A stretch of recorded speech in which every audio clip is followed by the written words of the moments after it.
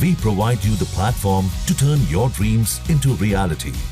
Give wings to your aspirations with KR Mangalam University.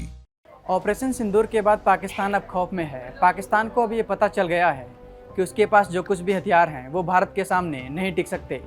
जिस तरह से भारत ने ऑपरेशन सिंदूर में पाकिस्तान को निहत्था किया और पाकिस्तान में घुसकर तगड़ा प्रहार किया, उससे अब पाकिस्तान अलर्ट हो गया है और अब वो अपनी सेना को मजबूत करने में लगा हुआ है।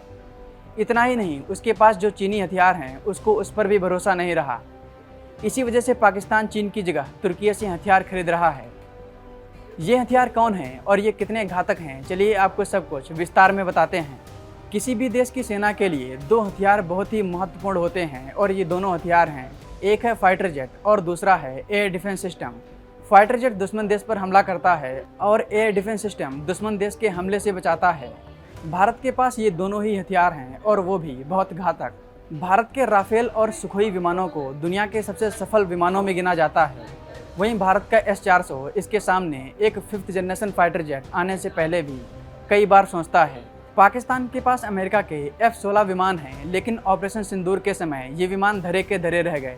भारत के S-400 की वजह से ये भारत में नहीं घुस पाए, लेकिन भारत के फाइटर जेट पाकिस्तान के कई किलोमीटर अंदर चले गए। इनके पास कोई भी एयर डिफेंस सिस्टम नहीं था और जो था भी वो चीन के HQ-9 और HQ-16 थे, जिन्हें भारत ने आसानी से नष्ट कर दिया। और इसी वजह से पाकिस्तान अब फ्रस्ट्रेटेड है। वो भारत को टक्कर देने के लिए चीन से J-35A 5th generation fighter jet खरीद रहा है और एयर डिफेंस सिस्टम तुर्की से लेने पर विचार कर रहा है। अब सवाल ये कि तुर्की के पास ऐसा कौन सा एयर डिफेंस सिस्टम है जो भारत के राफेल और सुखोई विमानों को रोक सकता है। उसके लिए आपको बता दें कि पाकिस्तान तुर्की से साइपर एयर डिफेंस सिस्टम खरीदने पर विचार कर रहा है।